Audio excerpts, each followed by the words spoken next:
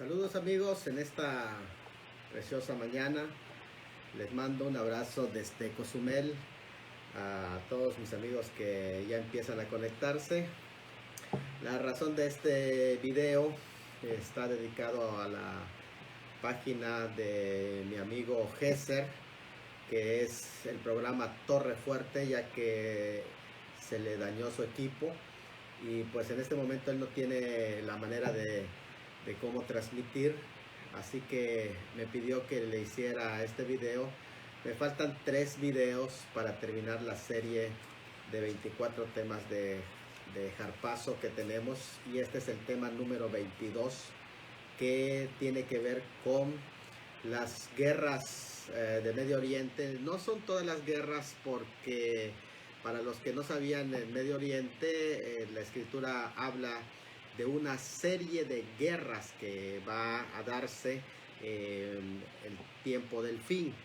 Entonces pues los invitamos, amigos, para que vayan compartiendo, porque es un tema muy importante, pero a la vez si quieren pueden compartir y pueden hacer preguntas para que podamos ir desarrollando esta temática. Así que los invitamos para que todos vayamos adentrándonos al tema. Este es la continuación de la temática que hemos llevado en el programa Torre Fuerte, y le mandamos un saludo a todos nuestros amigos de Perú. De hecho ya se conectó allá mi hermano Gesser. Esto se va para su programa con mucho cariño de parte de un servidor, Pastor Salomón de la Cruz, desde Cozumel. Y pues no solamente le debo esta, pero son 3 programas más aparte que vamos a tratar de ir aterrizando, si no los logramos subir en este año, pero pues al iniciando enero pues ya debemos de estar terminando. Bueno, vamos a comenzar entonces con este tema. Que el Señor nos vaya conduciendo, que nos vaya dirigiendo para que podamos captar esas 2 guerras que vienen. Antes que podamos continuar, me gustaría dar pues prácticamente un resumen de lo que son el orden cronológico más o menos de las guerras, y podamos tener una idea de cómo se va a ir dando. Primeramente hay una profecía que se viene dictado desde el libro de Jeremías, que en el 49 habla de un desastre en la nación de Irán, que es Elam. Cuando usted lee las escrituras, profecías sobre Elam, se está refiriendo precisamente a Irán, que fue el nombre que se le cambió desde el 45 hacia la fecha, pero que tiene que ver con Persia precisamente. Bueno, la destrucción de Damasco, que se menciona en Isaías 17, y de igual manera, bueno, pues también allá está nuestro hermano Alex Martínez, que ya lo están invocando por Gesser. Saludos, Gesser, Dios te bendiga, y a él está apoyando para promover este material, y también al grupo Instrucción Teológica, que siempre están allá los hermanos pendientes de estos temas, ¿verdad? Luego viene la guerra árabe-israelí, que es el que vamos a ver, y posteriormente yo me estoy refiriendo a las primeras 2 guerras que van a surgir. Posteriormente, ya en el periodo de la Gran Tribulación, habrán otra serie de invasiones que van a darse del capítulo 9 de Apocalipsis, del capítulo 14 de Apocalipsis, que es acorde con el capítulo 16 y el capítulo 19, las guerras de Armagedón. Saludos, hermana Irene Salcido también. Estamos hablando de las guerras de Medio Oriente, porque algunos hermanos piensan que, por ejemplo, la batalla de Armagedón es la única que se va a dar. Incluso no es una batalla como tal, sino que es una campaña. Le han llamado los escatólogos la campaña de Armagedón, porque se trata de una serie de guerras en el que eso sucede. La batalla de Armagedón sucede al final de la Gran Tribulación, en el que se va rodeando a Jerusalén, y que precisamente Armagedón es el lugar en donde son arrinconados los ejércitos, pero que al final son destruidos ya en Jerusalén, en donde baja el Señor Jesucristo. Entonces es algo muy interesante poder conocer las diferencias con estas guerras. 2 de ellas vamos a analizar, no las vamos a analizar todas las guerras del fin, las guerras del Medio Oriente, sino que vamos a analizar 2 de ellas, y la relación con el arrebatamiento de la iglesia. Ahora, a mí me gustaría que podamos captar esto muy importante. Cuando hablamos de las guerras de Medio Oriente, estamos recordando que son guerras que el mismo Señor despierta, que el mismo Señor organiza por el desafío que los hombres le han hecho, y los organiza para enfrentarlos directamente cara a cara. Esto es impresionante, que del Señor nadie puede burlarse, pero ellos se levantan para atacar a Israel, que esto es importante entender. Cuando hablamos de guerras del fin, no estamos involucrando a la iglesia, sino que estamos involucrando a Israel. ¿Por qué a Israel? Porque recuerden que esta nación ha sido llamada y escogida por Dios con un propósito que algunos cuestionan y dicen, a ver, ¿por qué es el pueblo escogido? Bueno, los escogió para que lleven el nombre de Dios. De hecho, Israel lleva el nombre de Dios porque es precisamente lo que significa príncipe con Dios. Está en el nombre de Israel, en el él está el nombre de Dios. Por lo tanto, el atacar a Israel es atacar el nombre de Dios, porque es una nación que en su nombre lleva el nombre de Dios. Incluso hay algo interesante cuando se habla de Ismael, porque aún Ismael lleva el nombre de Dios. Esto es impresionante cuando empezamos a analizar el tema de las guerras de Medio Oriente, y vamos descubriendo que se enfocan a la nación de Israel. Esto nos debe de llevar a un entendimiento. Entonces, ¿cuándo deben de suceder estas guerras? Si no tienen relación con la iglesia, entonces ¿dónde queda el carpazo? ¿En qué momento? ¿Cuándo va a suceder las guerras? Que estoy hablando de dos. ¿Cuáles son las dos guerras que estoy hablando? La del Salmo 83 y la de Gog y Magog. ¿Cuándo? ¿En qué momento van a suceder? Miren, vamos a entender correctamente lo que nos plantea las Escrituras, pero para ello los voy a llevar a Apocalipsis capítulo 7. Todos pueden buscar en Apocalipsis capítulo 7 el versículo 1. ¿Por qué voy a explicar Apocalipsis capítulo 7 rápidamente? Porque nos va a ubicar la temporada de la iglesia, y el mismo pasaje nos va a decir el surgimiento de Israel como pueblo de Dios, en qué periodo se da.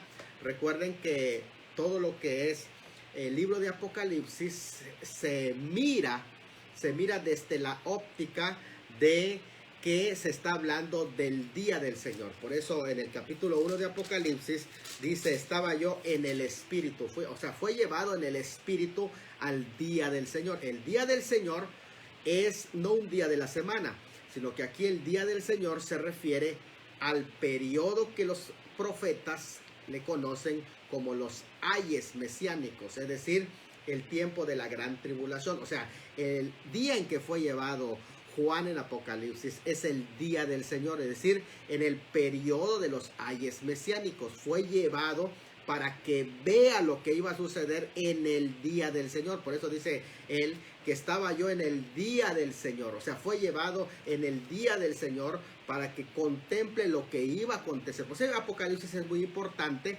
porque va describiendo los acontecimientos de la 70ª semana, es decir, el día del Señor. Así que vamos a ver qué sucede.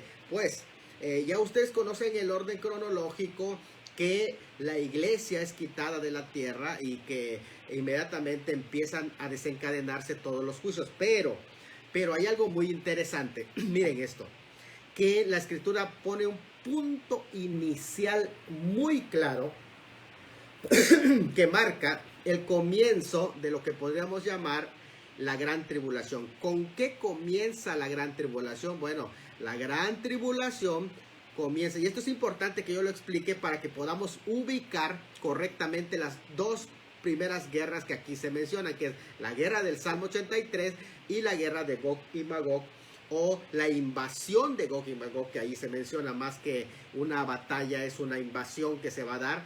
Y en estos vamos a ubicar en qué momento suceden y para qué tiempo es. Bueno, en el capítulo 7 de Apocalipsis, ya viendo el día del Señor, describiéndolo, capítulo 7, para los que no sabían, es un paréntesis. Es el primer paréntesis de Apocalipsis. Los paréntesis de Apocalipsis se dan para dar explicaciones que se van pueden irse incluso hasta antes que comience la gran tribulación y explicar el origen para que puedan captar de qué se trata. Entonces, la gran tribulación comienza en el capítulo 6 con el desate del primer sello. Pero el capítulo 7 es un paréntesis que explica qué sucede antes que comienzan los sellos a desatarse. Dice así: después de esto vi a 4 ángeles en pie sobre los 4 ángulos de la tierra. Ahora es importante ver estos 4 ángulos de la tierra porque se relaciona con los 4 seres vivientes del norte, sur, este y oeste, que ellos son los que envían a los primeros 4 juicios que tienen relación con los primeros 4 caballos. Esto es importante que lo entendamos. Noten bien, cada uno de esos caballos vienen de uno de los de las direcciones del mundo. O sea, lo que se está haciendo es acorralando el espacio de la invasión del territorio del reino, que es la tierra completa, que ha sido ocupado por esos perversos de ese orden mundial que se habrán apoderado del planeta en ese momento. Y entonces empiezan a desatarse estos 4 primeros caballos que vienen de los 4 ángulos de la tierra. Es importante, note bien esto. Después de esto vi a 4 ángeles en pie sobre los 4 ángulos de la tierra, que detenían los 4 vientos de la tierra. O sea, que detenían el juicio, por así decir, de los primeros sellos que tiene que ver con los 4 caballos. Entonces, para que no soplase viento alguno sobre la tierra, ni sobre el mar, ni sobre ningún árbol. Ellos estaban deteniendo que comience la gran tribulación.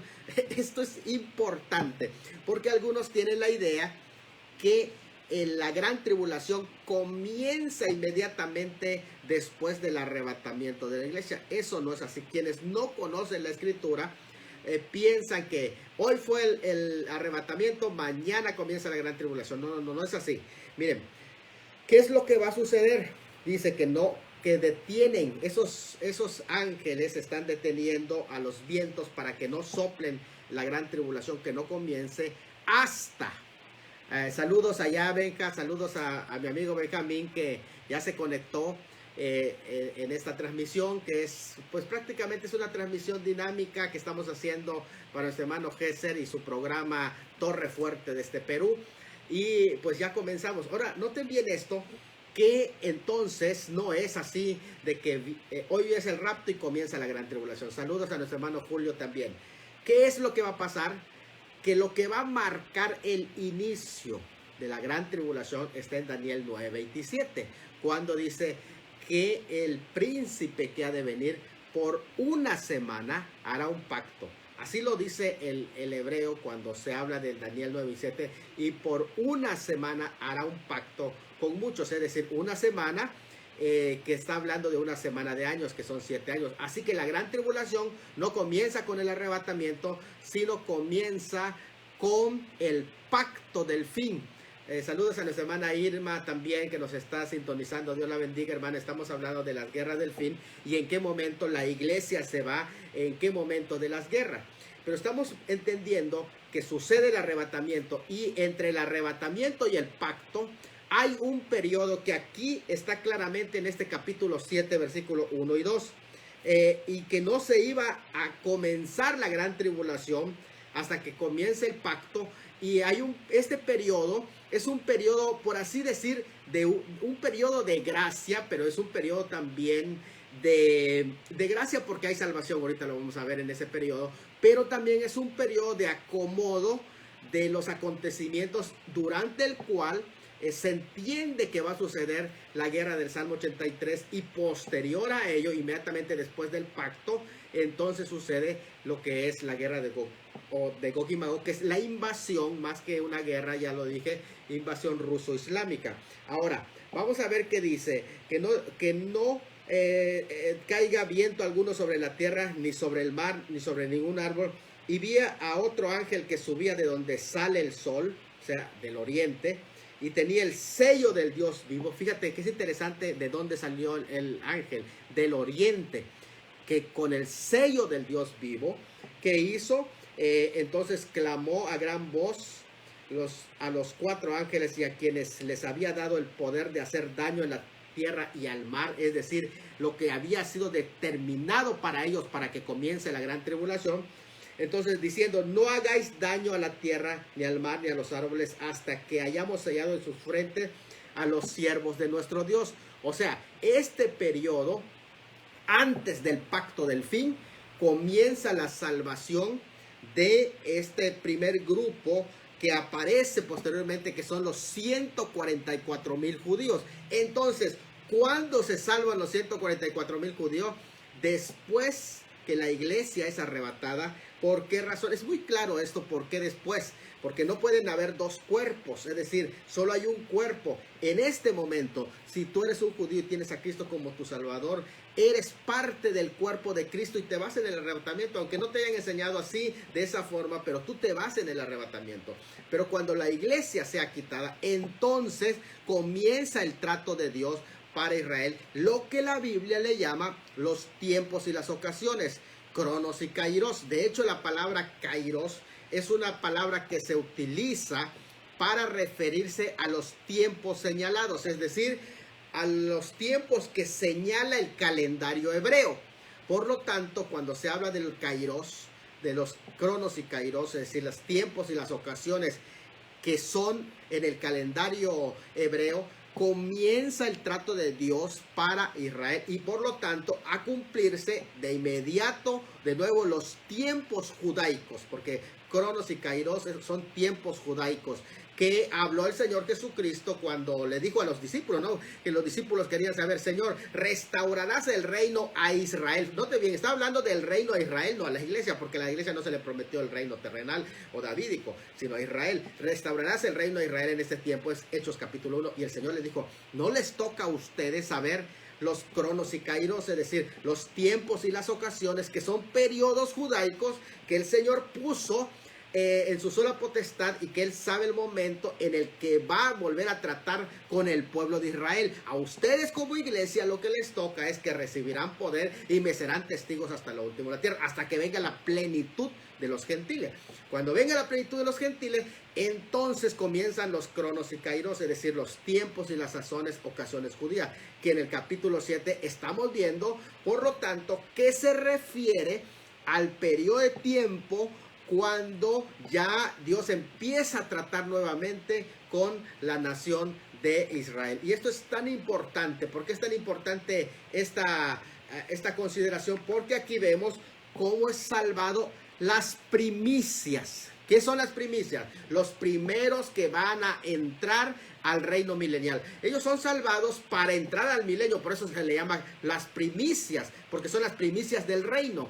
Es decir, son salvados para que sobrevivan y son sellados, protegidos por Dios, para que sobrevivan toda la gran tribulación y ellos después son vistos en el capítulo 14 de pie, rodeando al Cordero y se les entrega el reino. Ellos son las primicias, es decir, los primeros salvados que van a entrar en el reino. No es así la iglesia ya se fue con el Señor, pero para este periodo entonces toda la cosecha espiritual, las almas que se salven, aunque no sean judíos de este tiempo, son almas que van a pertenecer, prácticamente van a ser prosélitos para la nación de Israel. ¿Por qué razón? Porque ellos son los que van a entrar en el reino. Esto es algo muy importante que lo entendamos para que así podamos hacer esta diferencia. Dicho esto, decimos, a ver, entonces, quiere decir que este periodo es un periodo para Israel. Por lo tanto, lo primero que debe suceder es el arrebatamiento de la iglesia. Pero los programas aquí, que son de guerras, tienen que ver con la nación de Israel. Y el primer programa de guerra que va a surgir es lo que se le llama la guerra de la confabulación. ¿Por qué se le conoce como guerra de la confabulación? Del Salmo 83, que ahí me gustaría que vayamos. ¿Y en qué momento va a suceder? Bueno, esa guerra sucede antes de que se haga el pacto.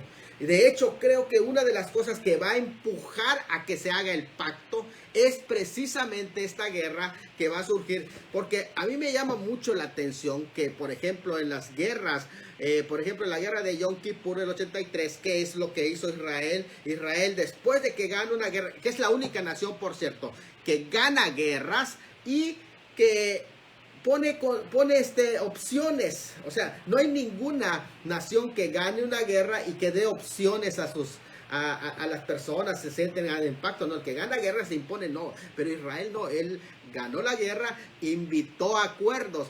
Y contrario a esto, es muy curioso que que ha quedado marcado en la historia, que los egipcios, en este caso, cuando pierden la guerra, prácticamente al perder el territorio del Sinaí, pues fíjate que Israel ganó esa guerra y les entregó el Sinaí, ¿no? Pero es interesante esto porque fíjate que ellos quieren condicionar. Perdieron la guerra y condicionan.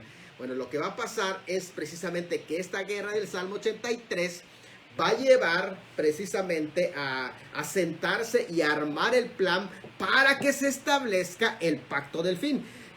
Desde luego que ya hay vientos de lo que podríamos llamar, que ya se empieza a decir paz y seguridad, pero estas no son, dejo claro, esto no son el pacto del fin. El pacto del fin va a venir después de la guerra del Salmo 83, antes que comience la gran tribulación, pero sí después del arrebatamiento de la iglesia. Miren, vamos al Salmo 83, que es un salmo de un profeta que es Asaf. Asaf es un profeta, y esto es algo muy importante que lo entendamos, porque el profeta Asaf va a dar no solamente una expresión poética, ahí se le entiende y hay muchos pasajes donde se le corrobora que él es un profeta y que habló por profecía. Incluso se ha tratado de interpretar varias escuelas para interpretar el Salmo 83. Primero están los que afirman que el Salmo 83 solo es un salmo imprecatorio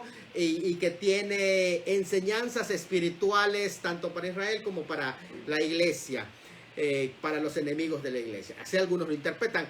Otros interpretan que lo que está viendo Asaf, el profeta, está viendo eventos cumplidos en la historia de Israel, especialmente en la época de Josafat, donde prácticamente hubo una coalición para quererlos destruir, aunque realmente no concuerda, o sea, no existe el contexto de una confabulación con las naciones que son mencionados en este Salmo 83, así que queda descartado esa teoría.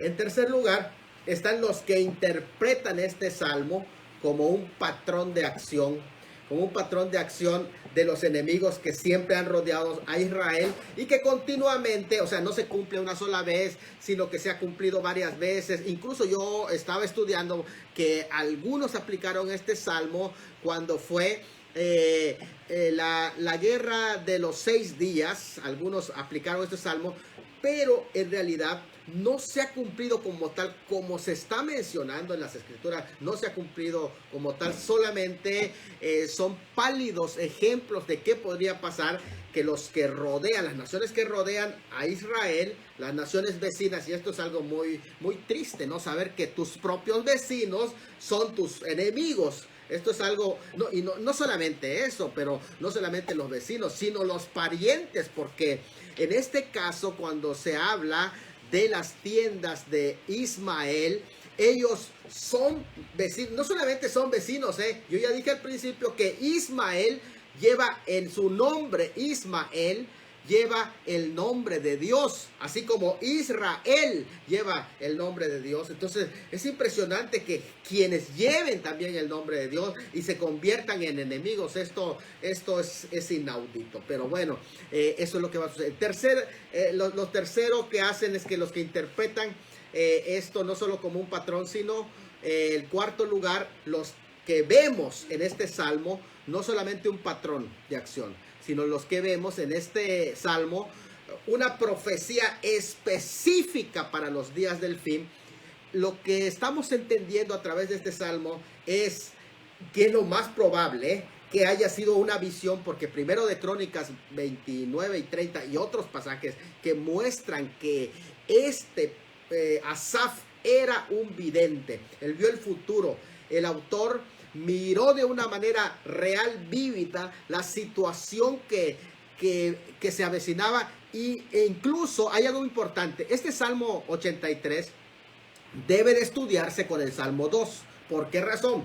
Porque cuando tú entiendes el Salmo 2, que se va a establecer el reino mesiánico, viene la resistencia al reino. Vienen aquellos que están en el orden opositor al reino y que se van a organizar, confabulan. Dice, ¿por qué se amontonan las gentes y los pueblos piensan cosas vanas? Confabulando contra Dios y contra su ungido, diciendo, quitemos sus ligaduras y echemos de nosotros sus cuerdas, y el que mora en los cielos se reirá de ellos. Esto es importante porque va a suceder precisamente en los tiempos del fin, momentos previos, antes que se establezca el reino milenial. Por lo tanto, si es antes que se establezca el reino milenial, quiere decir que se refiere a un periodo cercano al reino milenial. Por lo tanto, el más cercano son los años mesiánicos, es decir, el periodo de la gran tribulación. Así que cuando vemos esto contemplado en estos pasajes, nos damos cuenta que este profeta miró precisamente una situación de lo que estaba pasando en el futuro y pide que se establezca el reino mesiánico. Pero para que se establezca el reino mesiánico, lo que se tiene que hacer es derrotar a esos que están reinando en ese periodo de tiempo. Ahí nuestra hermana Liliana Gigi dice, gracias hermano, claro que sí, estamos ya transmitiendo y esperamos que sea de mucha bendición para cada uno de ustedes. Saludos, nuestra hermana Liliana. Muy bien, entonces, ¿qué es lo que estamos diciendo ahora? Entonces, que para que se establezca el reino se tienen que derrotar a sus enemigos. Ahora, esto nos lleva a entender algo importante.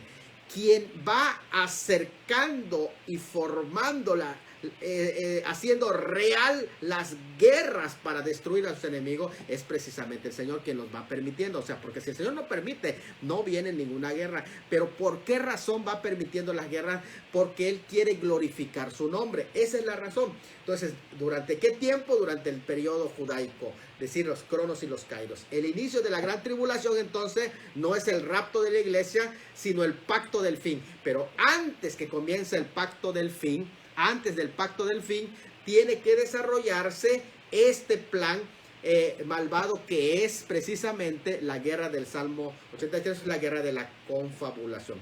Esto no quita de que este salmo pueda ser aplicado devocionalmente a la iglesia y que oremos, ¿verdad?, por nuestros adversarios, pero realmente este salmo se va a cumplir inmediatamente después de la gran tribulación. Saludos también a Joyce Salgado, dice Dios bendiga a mi pastor Salomón. Claro que sí, Joyce, aquí te esperamos en la iglesia. Un abrazo para ti, mi hermano. Y bueno, pues estamos hablando de esta primera guerra, que es la guerra del Salmo 83. Está tremendo porque quiere decir que todo se está preparando, ¿no? Lo que el profeta Asaf nos habla y nos muestra es para el tiempo del fin. De hecho, el nombre Asaf significa cosecha, o sea, él realmente nos está hablando del tiempo para la cosecha. Hermana Elizabeth Hernández también es recíproca la bendición, le saludamos desde Cozumel. Estamos hablando del Salmo 83 y algo importante que debemos de saber. Miren, de hecho el 28 de mayo del 67, cuando Nasser, que era el presidente de la República Árabe Unida, dijo de esta manera: tenemos la intención de comenzar, cuando él iba a comenzar esa guerra, la de 1967, él dijo, tenemos la intención de comenzar un asalto general contra Israel. Será una guerra total. Nuestra meta básica es la destrucción de Israel. Esas fueron las palabras con que irrumpe y comienza la guerra el 5 de junio. Y cuando se juntaron Jordania, Siria, Irak, Argelia, Sudán, Kuwait, Arabia Saudí, Marruecos, todos con la misma intención, ¿cuál? Destruir a Israel. Pero en 6 días la guerra terminó, siendo triunfante indiscutible Israel. ¿Qué pasó? Entonces muchos enfocaron, es la guerra del Salmo 83. Pero entonces adquirió un significado. Si no era la guerra del Salmo 83, por lo menos despertó curiosidad. Y dijeron algunos, a lo mejor esto va a tener otro cumplimiento, pero hay algo más que pasó, que el 26 de junio del 2006, en Irlanda, se encuentran unos papiros completos del Salmo, que es el Salmo 83, que data del siglo 8. Imagínense. Y cuando estos papiros fueron encontrados, dijeron, a ver, ¿qué Dios nos está diciendo? Que lo único que se encuentra ya clarito es el Salmo 83 completo. Y en ese mismo año, en verano, se estaba librando una guerra con Hezbollah e Israel. ¿Qué estaba diciendo Dios? Hezbollah había disparado más de 4,000 cohetes al norte de Israel en ese 2006. Entonces dijeron, Dios sí nos está hablando. Y empiezan los eruditos a estudiar el Salmo 83 y descubren que hay una guerra para los días del fin, que Dios quiso que le presten atención y que había sido descuidado. Y esa guerra es la guerra de la confabulación. Por eso dice, Dios no guarde silencio. Hay momentos cuando Dios ya no va a guardar más silencio, sino que va a actuar. Inmediatamente que la iglesia sea quitada, va a actuar el Señor. Y entonces esa oración que dice, oh Dios, no guardes silencio, que literalmente puede traducirse como, Dios, no permanezcas inmóvil. O sea, es el momento de actuar. Desde luego que hay momentos cuando Dios, en este tiempo de gracia, está con su paciencia, pero cuando sea quitada la iglesia, entonces va a actuar con toda su potencia, va a actuar en contra de los enemigos del Señor. ¿Qué es lo que dice esta guerra del Salmo 83? Bueno, en el lenguaje que ahí se menciona, el Salmo 83 es un lenguaje que habla de sitio, en el que de alguna manera hay una coalición contra Israel, contra el Dios de Israel. ¿Por qué contra Israel? ¿Y por qué contra el Dios de Israel? Bueno, cuando hablamos del Salmo 83, que dice, oh Dios, no guardes silencio, no calles, oh Dios, ni estés quieto, porque aquí rugen tus enemigos y los que te aborrecen alzan cabeza. ¿Qué es lo que está diciendo? Miren, ¿por qué son enemigos de Dios los que son enemigos de Israel? Porque Israel lleva el nombre de Dios, ya lo he dicho antes, pero no solamente eso, sino que ellos aborrecen a Israel porque Israel adora a Dios.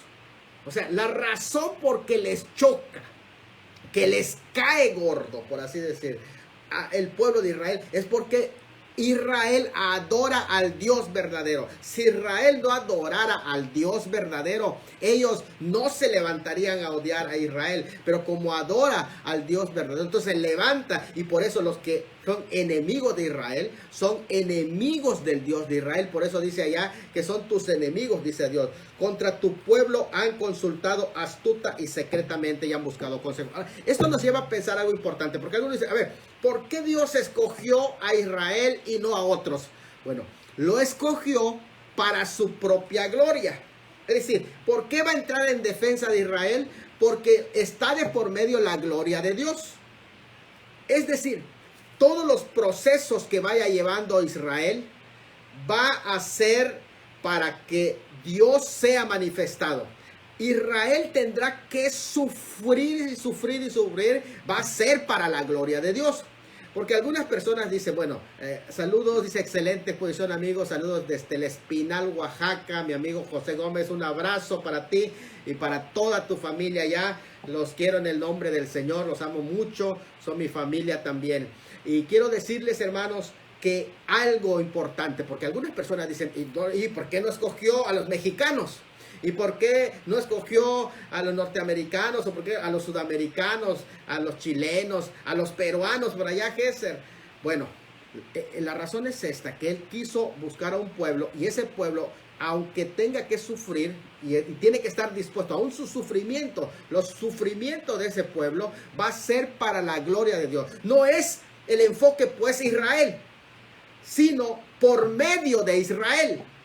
En otras palabras, que si Dios escogió a Israel es para su propia gloria, no para la gloria de Israel. Entonces entendamos que si Israel va a pasar procesos duros de sufrimiento, va a ser para la gloria de Dios.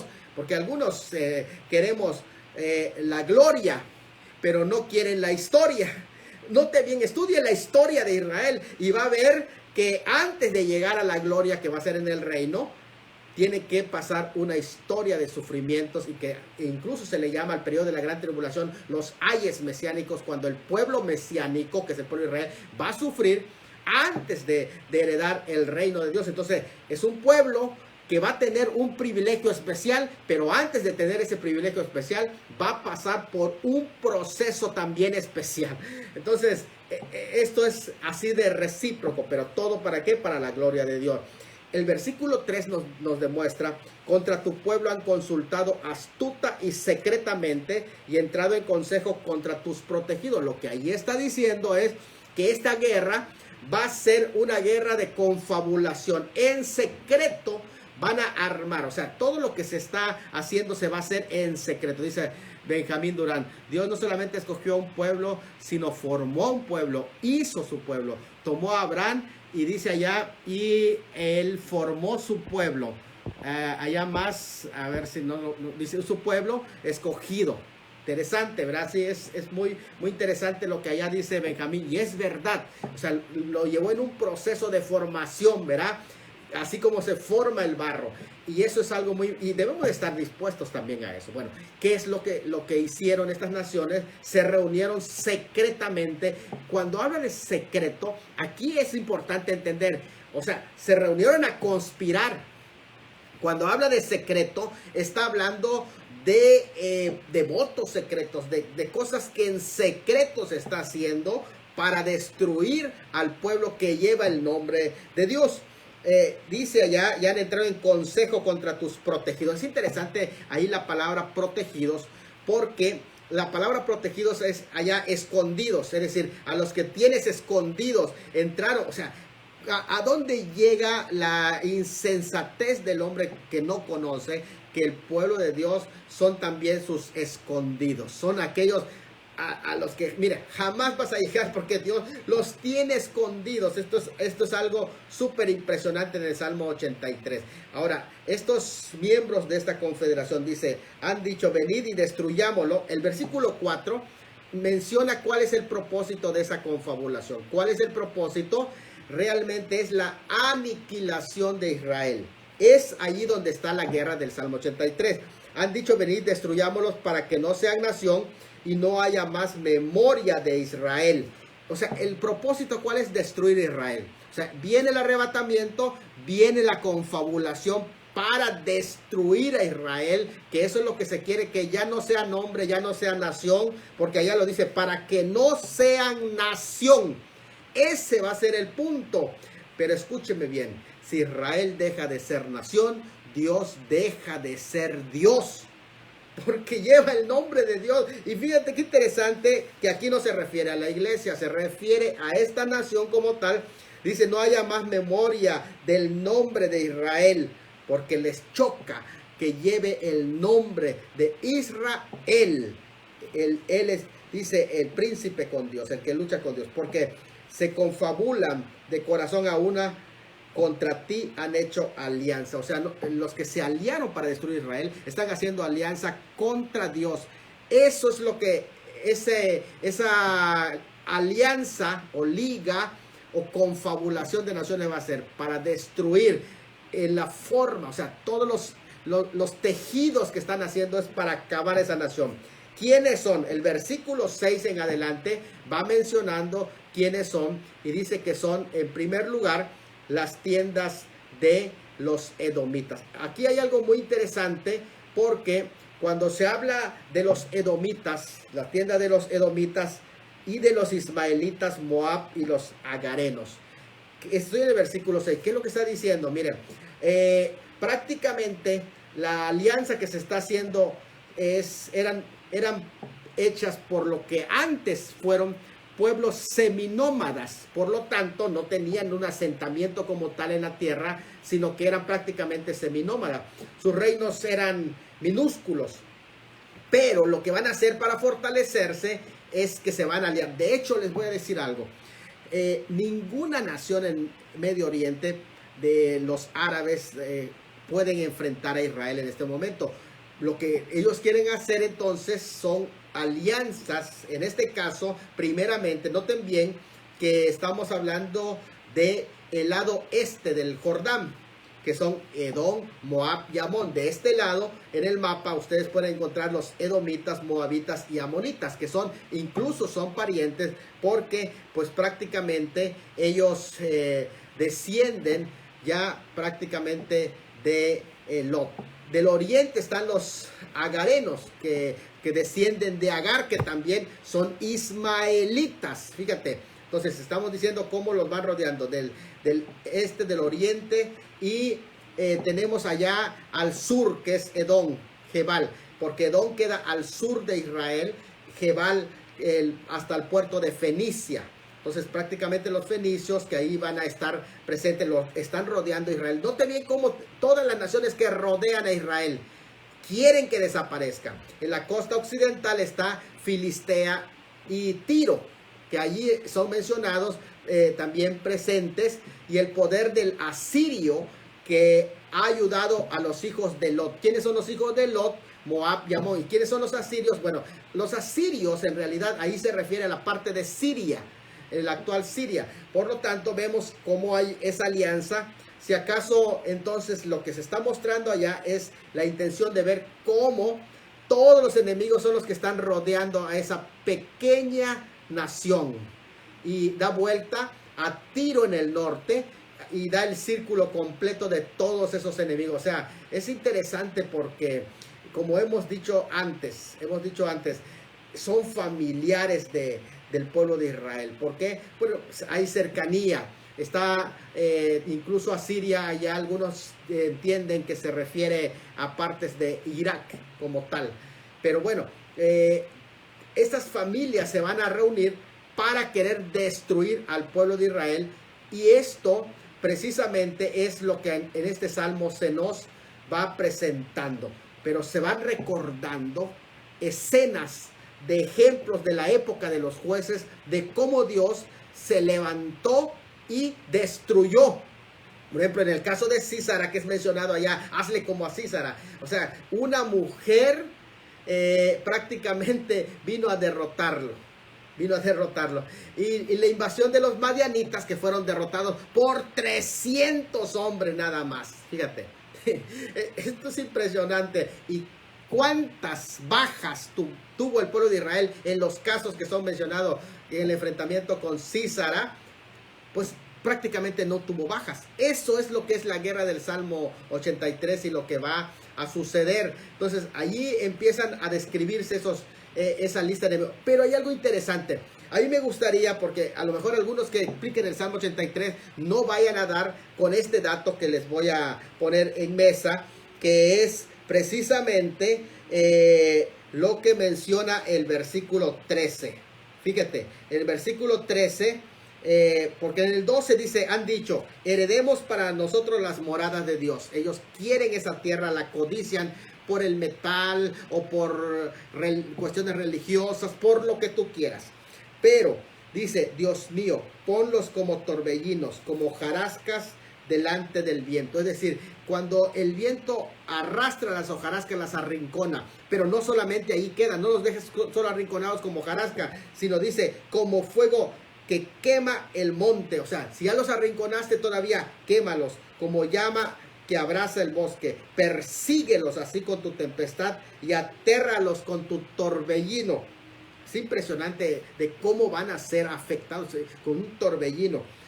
Llena sus rostros de vergüenza. Y ahí el versículo 16 dice, y busquen tu nombre, oh Jehová. O sea, ¿por qué es que pide victoria sobre ellos? Esto es impresionante. Y escuchen esto, lo que Israel debe de orar, y lo que aún nosotros nos sirve de ejemplo a nosotros al enfrentar a nuestros enemigos, no es acábalos Dios, que fuego los fulmine. No, fíjate que dice ya 16, llena sus rostros de vergüenza y busquen tu nombre, oh Jehová. O sea, lo más impresionante aquí es que ellos busquen a Dios cuando sean avergonzados. Y en este caso, varios de esas naciones lo van a hacer, porque hay promesas para los ismaelitas también, porque llevan el nombre de Dios, pero para los ismaelitas que se arrepientan. Y allá dice, sean enfrentados y turbados para siempre, sean deshonrados y perezcan.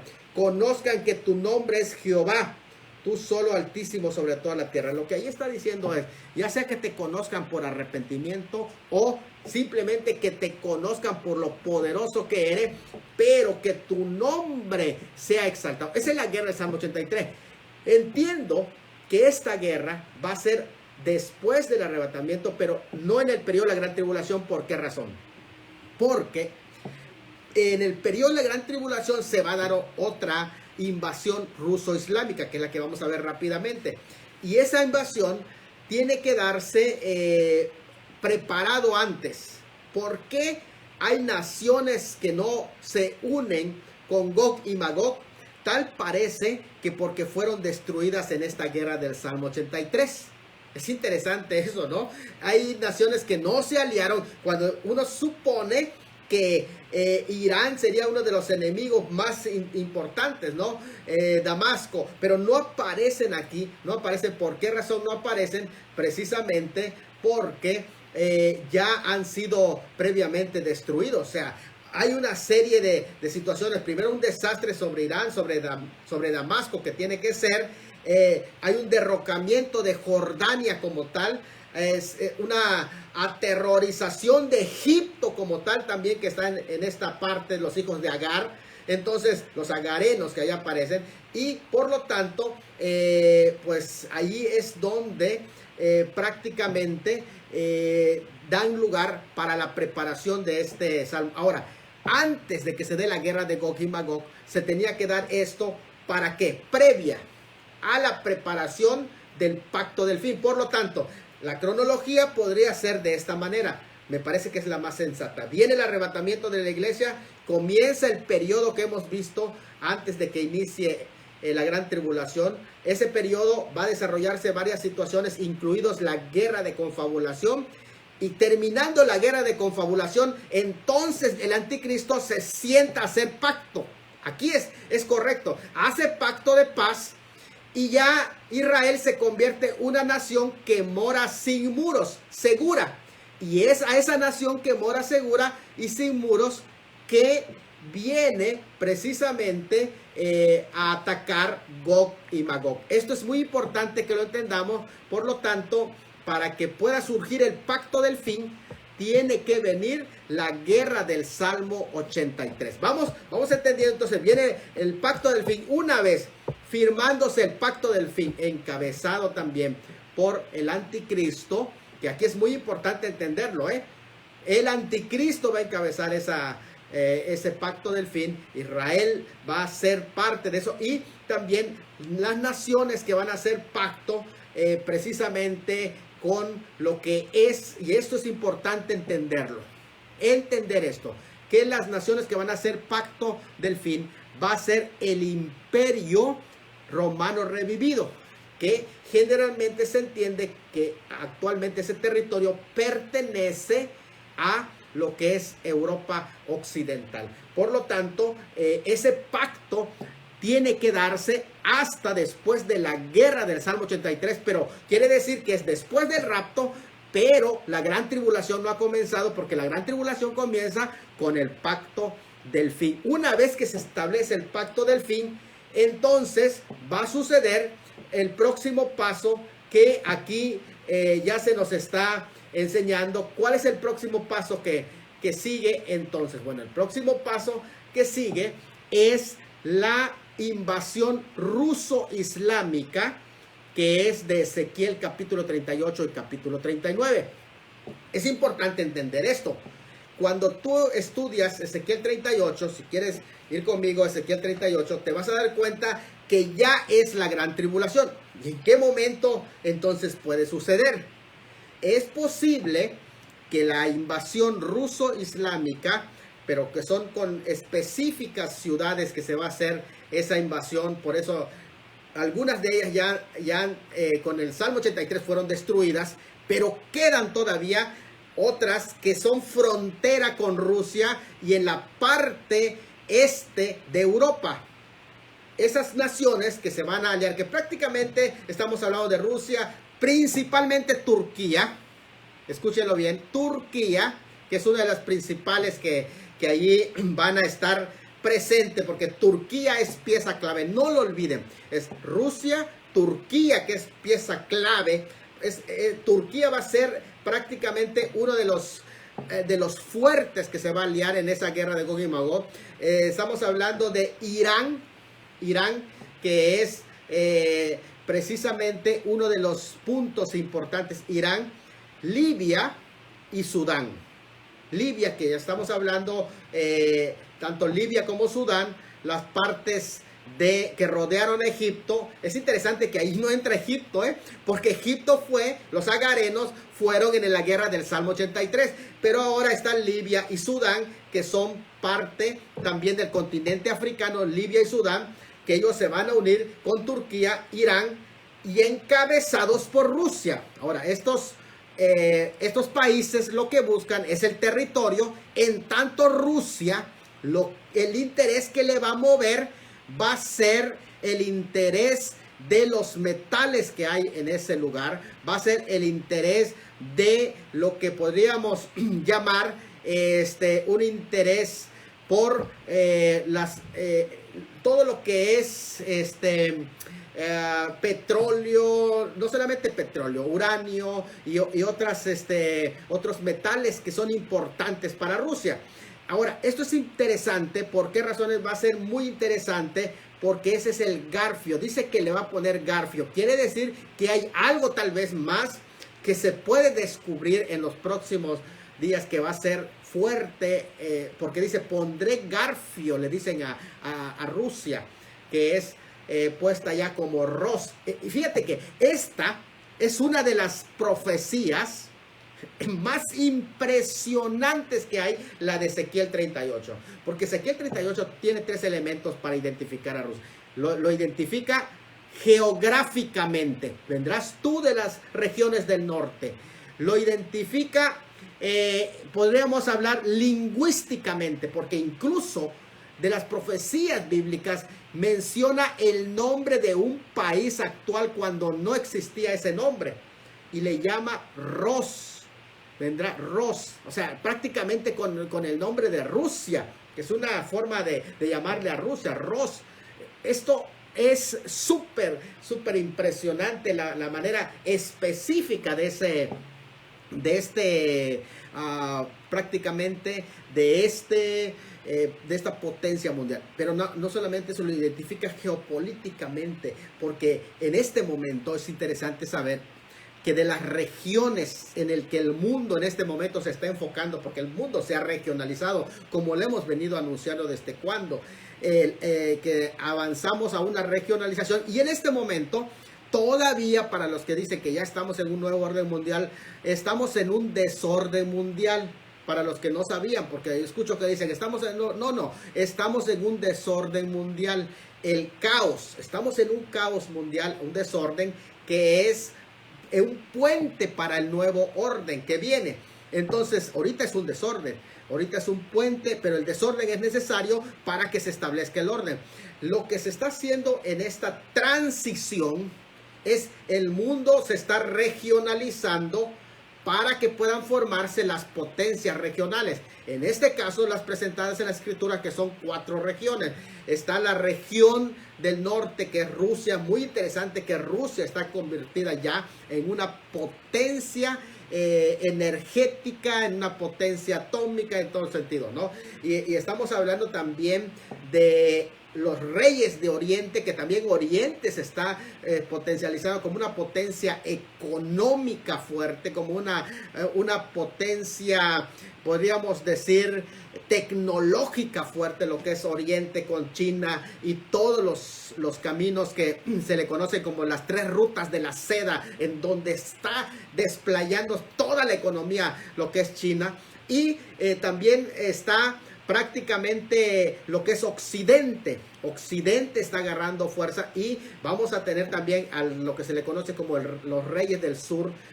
Los reyes del sur está refiriéndose a Egipto hacia adelante. Entonces vean bien que también son parte importante dentro de la profecía bíblica. Esas 4 regiones que nos presenta la Biblia ya están ubicados en su respectivo lugar.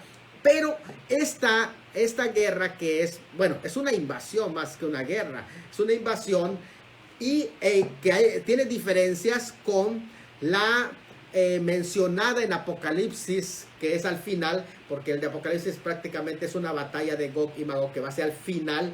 Esta es una invasión. La diferencia es que esta la encabeza el líder de Rusia, y de Rusia viene a Jerusalén. En el otro, al final del milenio, la encabeza Satanás, y es un levantamiento mundial que hay en contra del campamento de Dios que va a ser rodeado. Y me parece que la del milenio, al final del milenio, es una guerra con mucha tecnología, porque rodean el campamento de los santos. ¿Cuál es el campamento de los santos? Bueno, la Nueva Jerusalén, que está suspendida. Ellos lo van a rodear con, o sea, va a haber un avance tecnológico y Satanás será suelto y encabezará ese avance. Bueno, pero esa es otra historia. No estamos hablando de esa batalla, sino estamos hablando de una invasión. Esta de Ezequiel 38 es una invasión, y decimos ruso-islámica, porque Rusia se alía con Turquía, Irán, Libia y Sudán. Entonces ya vienen con sus intereses, unos por el interés de la tierra y otros por intereses energéticos, en el caso de Rusia. Pero dice, te atraeré, pondré garfios. Quiere decir que el que está dirigiendo allí la pelea es Dios mismo. O sea, Él pone los garfios, Él los atrae para enfrentarlos, para confrontarlos y para destruirlos. ¿En qué momento? Es posible, porque algunos dicen, a ver, ¿qué momento va a suceder esta guerra de batalla de Gog y Magog? Bueno, es muy probable, porque allá dice que va a ser, vienes a una nación que habita sin muros. ¿Y en qué momento habita sin muros? Bueno, va a habitar sin muros cuando se haga el pacto, va a estar segura. Aparentemente, por eso dice, cuando digan paz y seguridad, vendrá destrucción repentina sobre ellos y no escaparán. Entonces se da cuenta de todo, encaja completamente. Algunos dicen que en el segundo sello el caballo rojo, pero parece que el caballo rojo son cuestiones más de levantamientos, de golpes de estado internos, es decir, son levantamientos locales, lo que se está dando. Una guerra, una gran espada que se da ya, pero son más que nada golpes de estado internos que se van dando. Pero en el tercer caballo parece que allí sí hay prácticamente un derramamiento mundial de sangre a cantidades enormes, y es posiblemente en el tercer sello en donde suceda esta guerra de Gog y Magog. Bueno, pues ahí estamos. No voy a entrar en detalle porque ya nos comió el tiempo, pero la idea es ubicar allá estas 2 principales invasiones. Entonces, ¿cuándo va a suceder el rapto? El rapto puede suceder en cualquier momento. Estas guerras están ubicadas en el periodo que se le conoce como los tiempos y las sazones judaicas, pero el arrebatamiento de la iglesia, esa no tiene relación con esta cronología. Puede suceder en cualquier momento, puede suceder hoy. Hermano Elías García Vázquez dice, muy interesante, amigo Salomón Tuyum. Saludos y bendiciones. Un abrazo, mi hermano Elías García Vázquez, para ti. Dios te bendiga, mi amado. Y bueno, pues creo que ese es el momento de prepararnos. Todo el escenario está listo. Usted se da cuenta, políticamente, espiritualmente, en todas las agendas, ya creo que pronto nos vamos. Así que vamos a prepararnos, porque esto ya está, por así decir, está que arde. ¿Cuándo va a suceder esta guerra de Gog? Dice, al cabo de días. Y ahí el hebreo es muy interesante, porque es Ayamín, que quiere decir los postreros días para Israel. En los postreros días para Israel va a suceder esto. Cuando en los periodos de los ayes mesiánicos, en la invasión ruso-islámica, que va a ser, vuelvo a reiterar la cronología.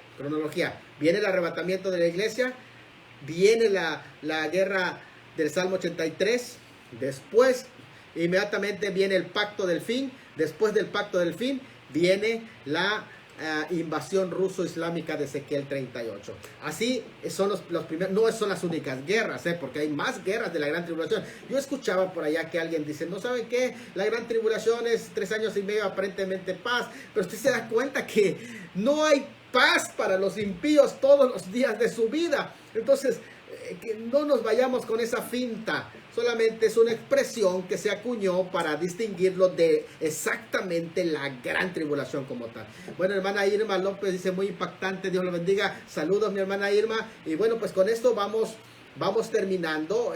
Todavía hay otras guerras, incluso hay una guerra que levanta el enemigo en el capítulo 12 de Apocalipsis en contra de Israel. Hay otra guerra, fíjate, hay otra guerra que es una guerra entre espíritus malvados que se van dando, es impresionante, y humanos, o sea, está impresionante lo que el libro de Apocalipsis nos menciona, y posteriormente la campaña de Armagedón. La campaña de Armagedón no es realmente una batalla de Armagedón como algunos dicen, sino es campaña porque hay una serie de campañas que se van levantando.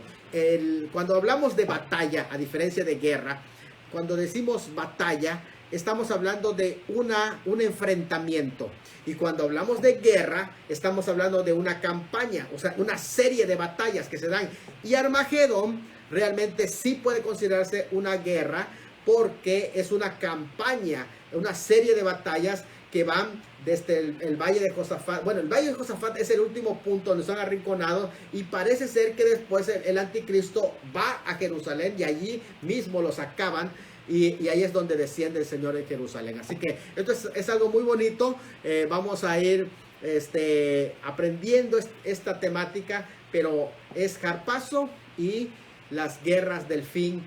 Aquí están relacionados con dos de ellas, que son la del Salmo 83 y la de Gog y Magog. Bueno, pues Dios me los bendiga a todos, saludos. Si hay preguntas, ese es un buen momento para externarlo. Si no hay preguntas, bueno, pues qué bueno, verá que lo han entendido todo. Pero bueno, pues acá estamos listos para poder participar. No hay preguntas, no tenemos preguntas dentro de mis hermanos, pues podemos ya ir concluyendo. Si no hay preguntas, ¿verdad?